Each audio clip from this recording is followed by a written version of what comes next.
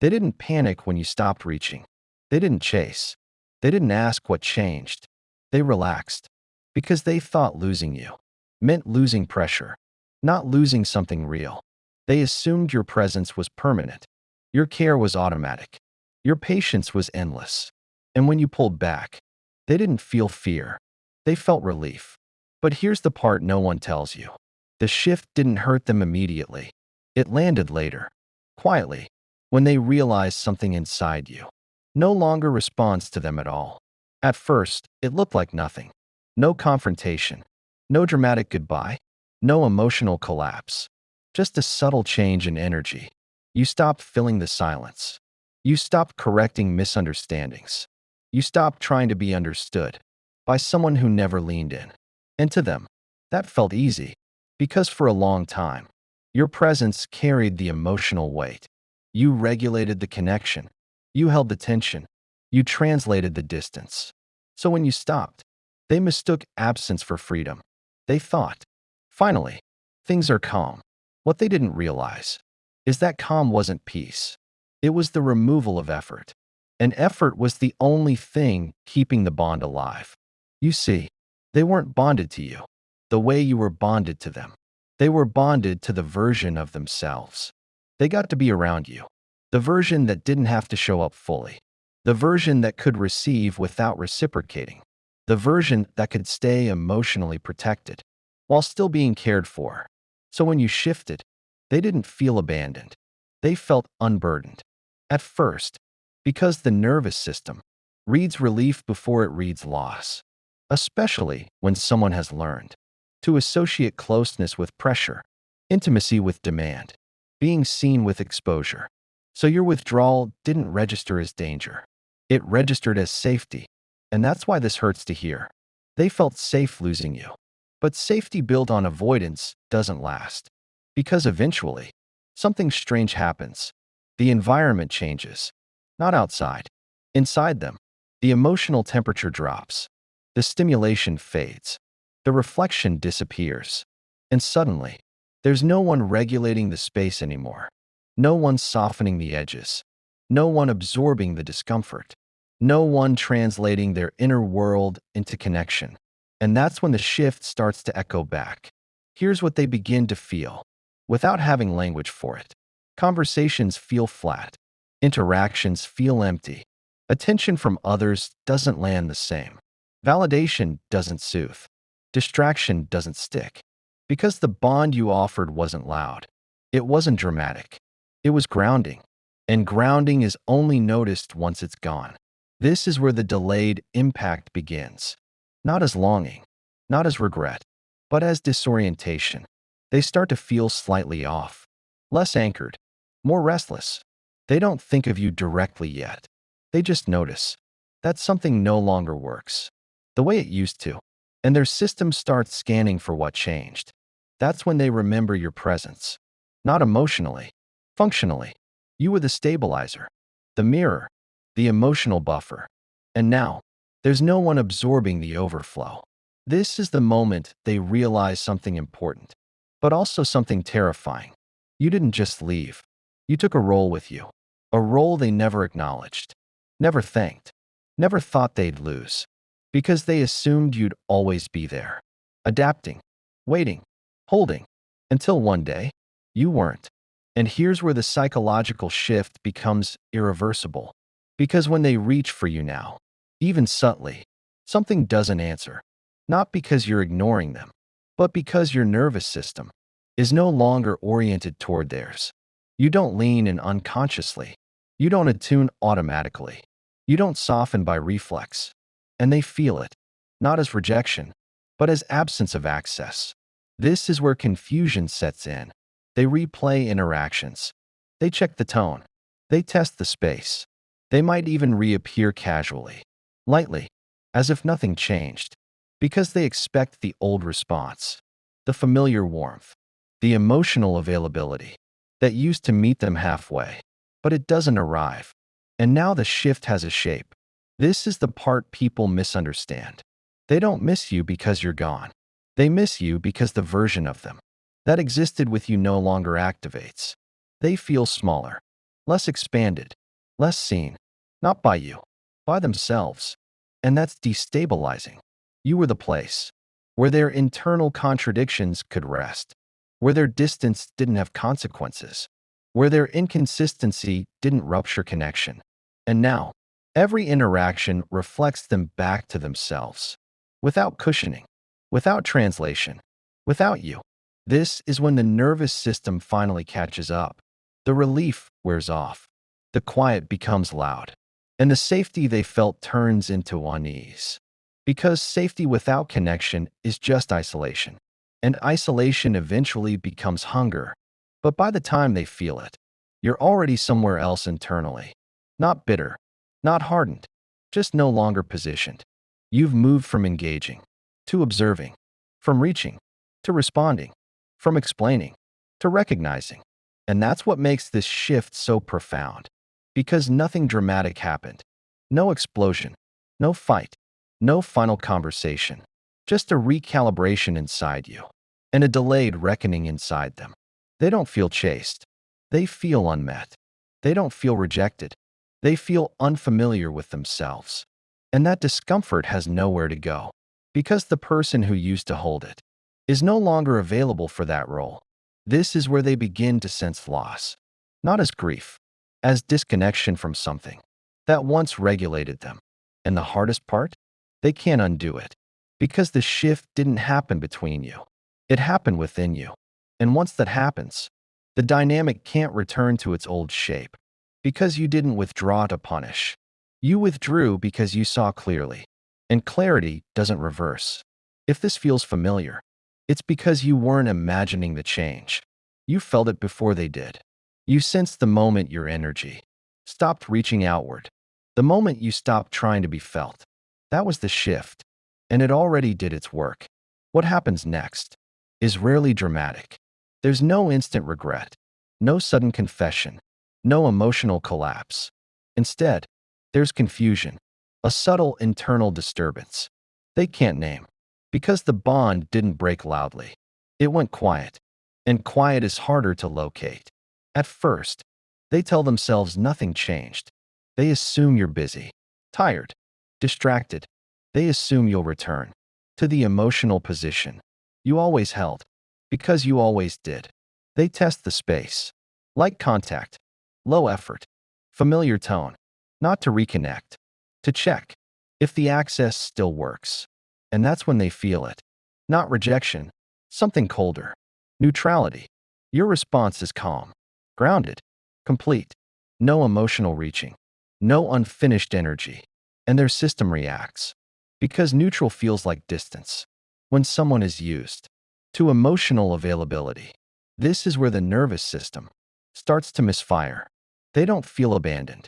They feel unregulated. Because you were never just a person to them. You were an emotional stabilizer, a place their inner world could land without consequence. Now when they speak, nothing softens, nothing absorbs, nothing bends. And that absence creates pressure. They start replaying moments, not memories, patterns. They notice how much they leaned back while you leaned in, how often you adjusted, so they didn't have to, how little effort they needed to feel connected. And this is uncomfortable because awareness threatens the self-image.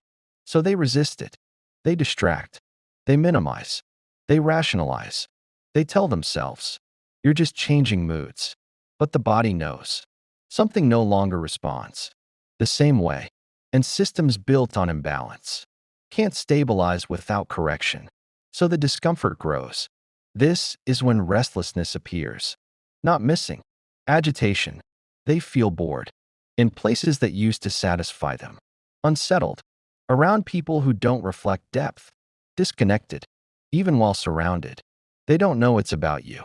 Yet. They just know. Something feels off. And their nervous system starts scanning for relief. This is where old attachment patterns activate. They might reappear casually, sense something random, test emotional availability without naming it. Not because they're ready, because they're dysregulated. They want the familiar response, the emotional warmth, the sense of being held, without having to show up. But what meets them now is different. You're present, but not positioned. Kind, but not open-ended. Responsive, but not anchoring. And that contrast creates cognitive dissonance. Because they didn't think they would lose you. They thought they would lose pressure. They didn't expect the cost to show up later. Now something else begins. Subtle guilt, not remorse. Recognition. They start to sense that the connection didn't fade. It withdrew. This is destabilizing because withdrawal implies choice, and choice implies agency, which means you weren't taken. You left internally, and that realization threatens the narrative they used to survive closeness. The story that said, I didn't lose anything important. I didn't cause this. It just didn't work. But now, the evidence contradicts the story. Because if nothing mattered, why does their system feel empty? They don't want to admit it. Because admitting it means acknowledging they benefited from your presence without reciprocation, and shame resists awareness. So instead of reaching cleanly, they hover, they circle, they wait for you to step back into place. But you don't, because something inside you has already reorganized. And once that happens, the old dynamic can't be re-entered unconsciously. This is where the real shift completes. Not when they feel it, but when they realize they can't restore it. You didn't harden.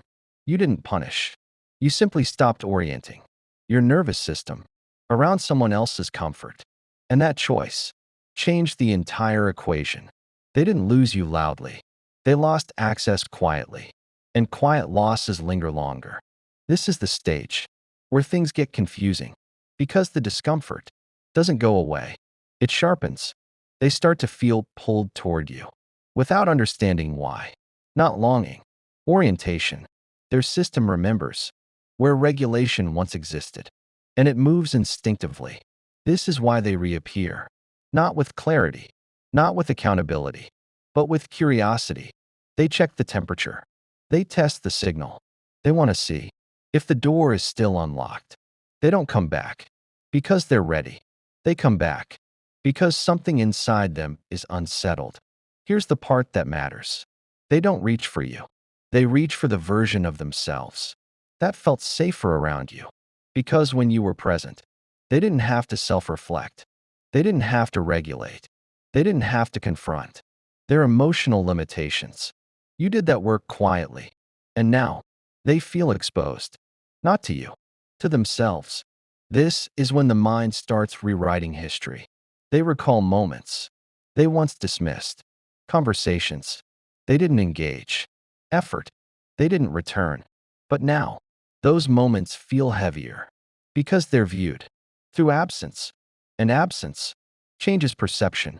They begin to realize the connection didn't end because it lacked potential.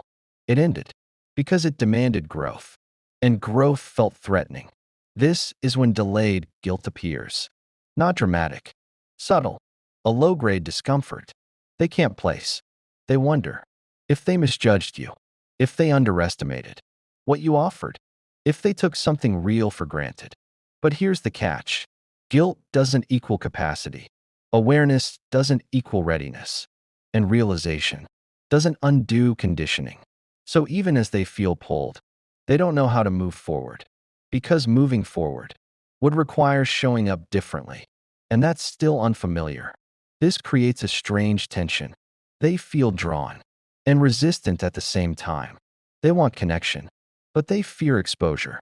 So their behavior reflects that split. Inconsistent contact, half steps, emotional hovering, moments of depth, followed by distance. Not because they're trying to hurt you, because their nervous system hasn't learned how to stay present without control. And here's where the shift protects you. Because you no longer chase clarity. You no longer interpret signals. You no longer overfunction to stabilize uncertainty. You see it clearly now. This isn't confusion. It's limitation. They're not unsure about you. They're unsure about who they'd have to become to meet you. And that's the line they can't cross. Not yet. Maybe not ever. This is where your groundedness changes everything. Because instead of reacting, you observe. Instead of engaging, you choose. Instead of hoping, you remain aligned. And something important happens here. Their resurfacing doesn't pull you back. It confirms what you already knew. You weren't asking for too much. You were asking the wrong person to rise. And now, even if they feel the loss, they can't access the old dynamic because you're no longer positioned to carry it. This is why their return feels unsatisfying, why it lacks depth, why it doesn't land. You've already integrated the lesson, and integration doesn't reverse. They feel the shift, but you are the shift. This is the part people misunderstand the most because they think the shift is about becoming unreachable to others. But it isn't. It's about becoming reachable to yourself. You didn't change to punish anyone. You didn't withdraw to be chased. You didn't detach to provoke regret. You changed because your nervous system finally learned safety without self-abandonment. And once that happens, you can't go back to overgiving. You can't go back to explaining your worth. You can't go back to carrying connection alone. This is why their delayed clarity doesn't move you, because it arrives after your system has already reorganized. They might see you differently now. They might value you more. They might finally understand what you meant to them. But understanding late doesn't recreate access, because access was never taken. It was offered and then withdrawn with awareness. You're not unreachable because you're closed. You're unreachable to dynamics that require you to stay small. You didn't lose warmth. You lost urgency. You didn't lose care. You lost the need to prove it. This is why interactions feel different now. Why you don't rush to respond. Why you don't over-explain. Why silence no longer feels dangerous. You're not waiting for emotional permission. You're not scanning for reassurance. You're not negotiating your needs. And that's the shift. Not dramatic, not loud, but permanent. The people who felt safe losing you feel it now, not because you disappeared, but because you stopped compensating. They didn't lose you when you left. They lost you when you stopped orienting your nervous system around them. And here's the truth. That brings peace. You didn't miss the moment to be chosen. You exited the moment where you had to audition. This is why you feel calmer, not euphoric, not numb, just steady. You're no longer asking to be held. You're holding yourself. And anyone who meets you now has to meet you at that level. Some won't. Some can't. And that's not loss. That's alignment. If this reached you, it's because the shift has already begun. You don't need to force anything. You don't need to go back. You don't need to explain. You already crossed the line where clarity replaces hope. And that's not the end. It's the point where you stop abandoning yourself. If this felt familiar, drop a heart, not for visibility, but as a quiet acknowledgement that something in you has already changed.